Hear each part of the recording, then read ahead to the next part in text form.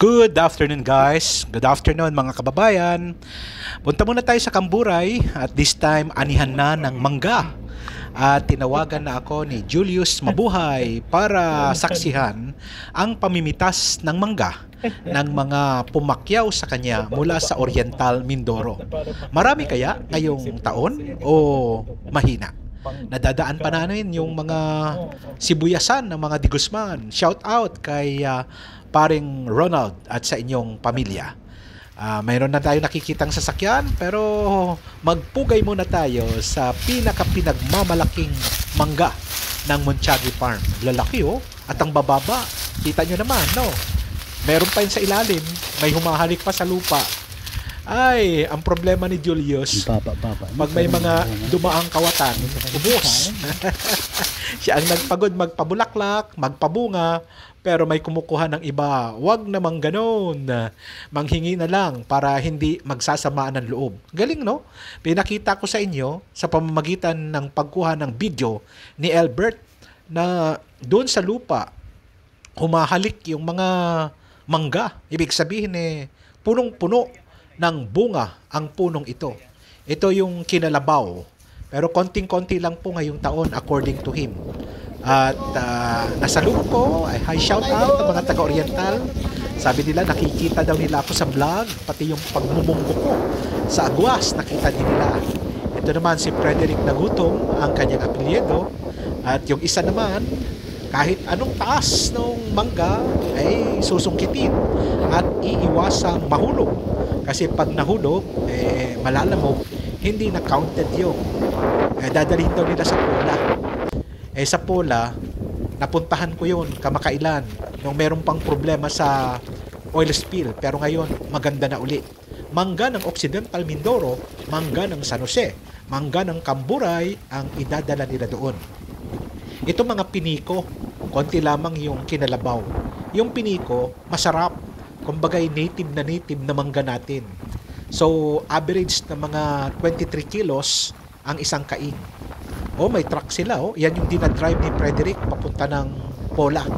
Mga 2 araw po ang biyahe.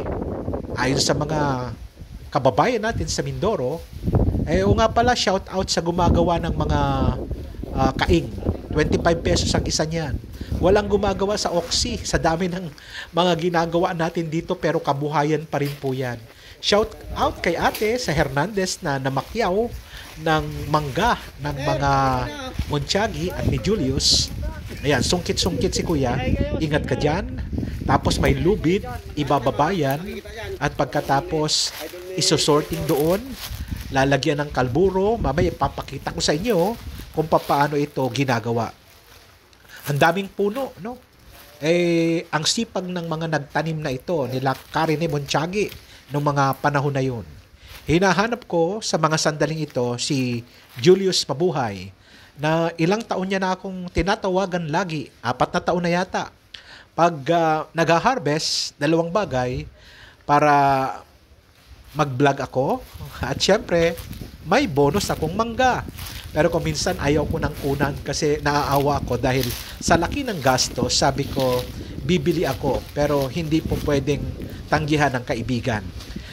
Pinupulot ko na lang sana yung mga ikangay hindi na po pwedeng itinda. Pero meron si Julius na nire-reserve para sa akin. Ayan ang masarap na kaibigan. So, ingat ka dyan kuya at pitas-pitas dito, pitas-pitas dyan. Mamaya nga pala makikita ninyo kung paano ako tutulong sa pag-sort ng mangga. Kulang na kulang din sila sa tao Kaya tutulungan ko. Nasaan na ba si Julius? Bakit hindi ko pa makita sa lugar na ito? Inikot ko ang napakalawak na manggahan sa Kamburay. Makikita ko din ito. Pero naaaliw ako na habang ako ay papunta sa kanya, sinasalubong ako ng mga nagpapapitas ng mangga. Nagpapapitas in a way na sabi niya, pitasin mo na ako. 2 araw po yan napitasan. No? Pagkatapos, pera na. May pera yung may-ari ng mangga at may pera din yung nagpabulaklak at may pera na rin. Pero konti lang talaga. Mapapansin ninyo, no? Ito yung piniko. Ay, ang tamis din po nito. Sabi nga ni Julius sa akin, yung bilang daw sa isang kaing para sa may maraming anak. Kasi pag masyadong malaki at mabintog, konti lang ang makakain. Pero ito, buong pamilya, kayang maghati-hati, no? Naku, sa Korea, yung mga kaibigan ko mga Koreano, talagang tulo-laway nila para dyan. Paborito nila yan. Matamis na matamis yan. Mga 4 na araw ang hihintayin bago tuluyang mahinog. Kaya pagkabiyahe nila, takbo na. Ayun, nakita ko na ang aking buddy, ang aking kaibigan na si Julius Mabuhay. Sabi ko, nagulat siya. Hindi ako nagsabi kung anong oras ako dadating. Pero alam na this.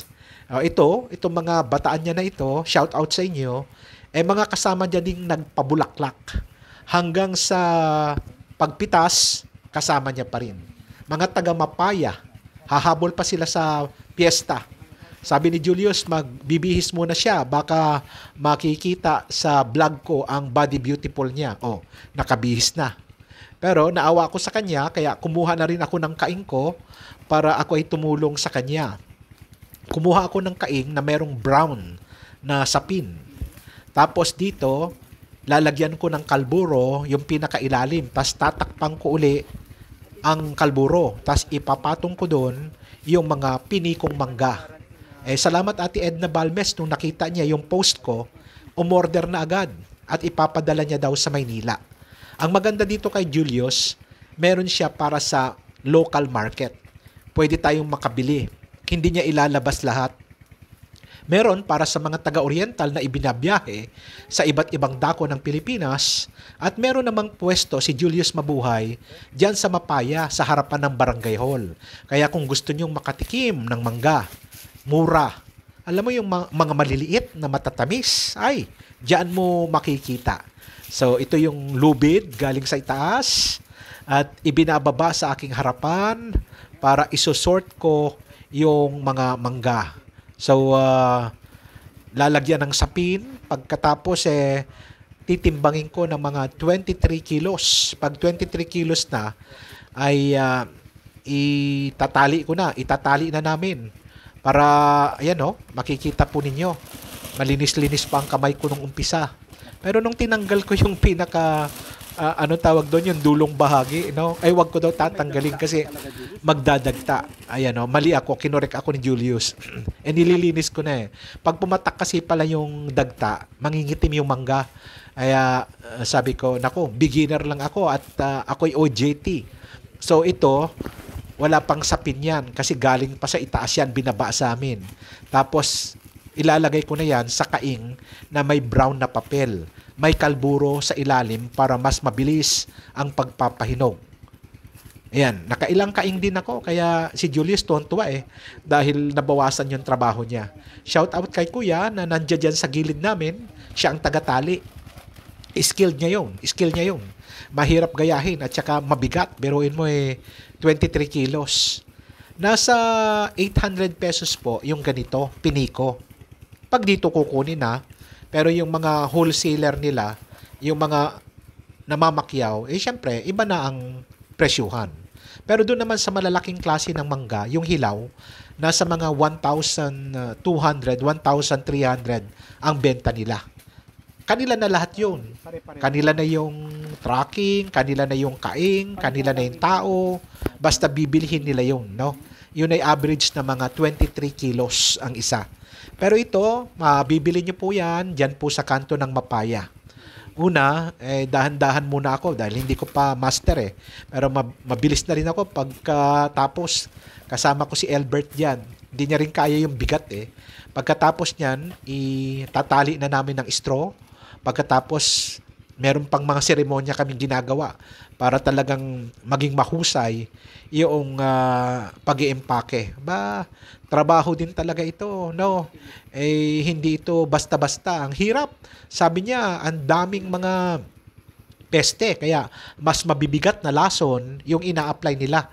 Yan po ay dulot ng climate change, Pagkatapos, pag sobrang lakas ng hangin, dito po sa ating bayan, kinakabahan sila kung mahuhulog yung mga bulaklak.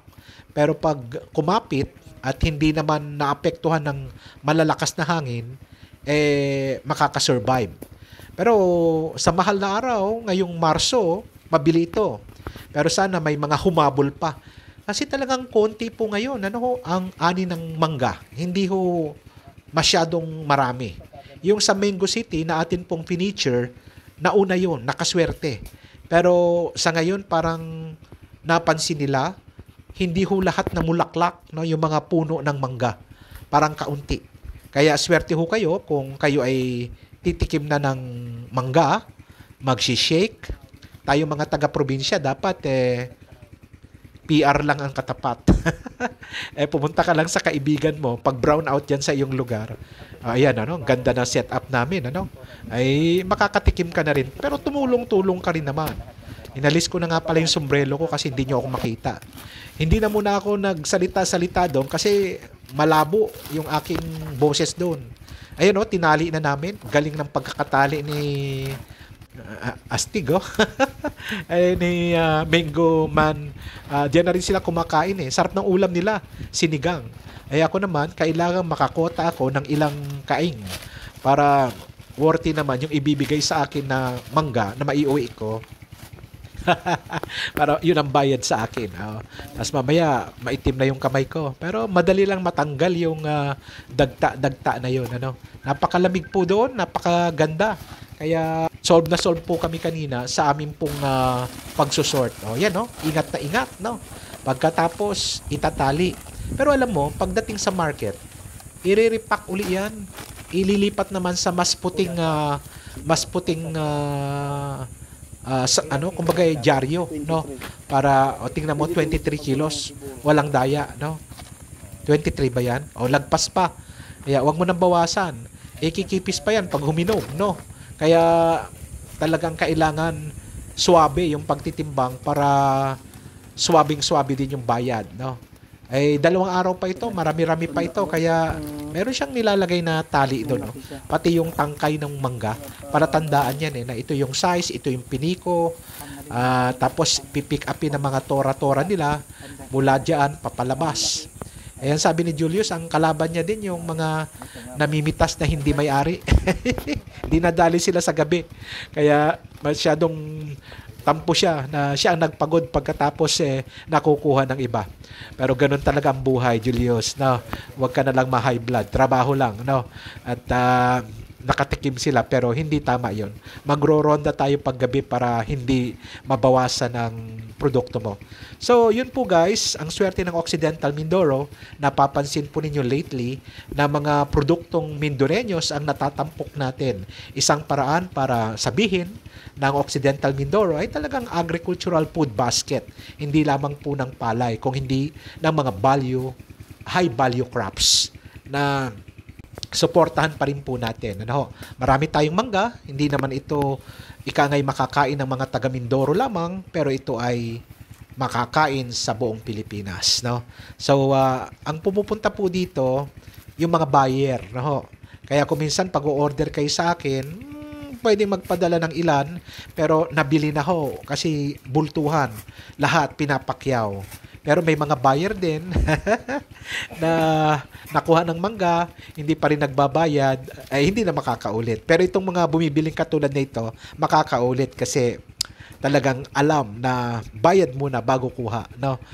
Nung mga una daw yun, nung mga unang panahon, na kaibigan, pagkatapos hindi naman tumutupad sa usapan. Nako, dami mong kwento, Julius Mabuhay. Salamat ha, iniimbitahan mo ako para ma-vlog ito. Good luck sa'yo. At yung biro mo na may panggatas ka na naman, assured na naman. Pero higit sa lahat, bayad sa tao, bayad sa utang, makakasurvive din. Kung hindi man maka-jackpot ngayon, may susunod na taon uli. Thank you guys for watching at sa inyo pong pag-follow sa akin pong channel sa Rod Agas dito po sa Facebook at sa YouTube. Thank you!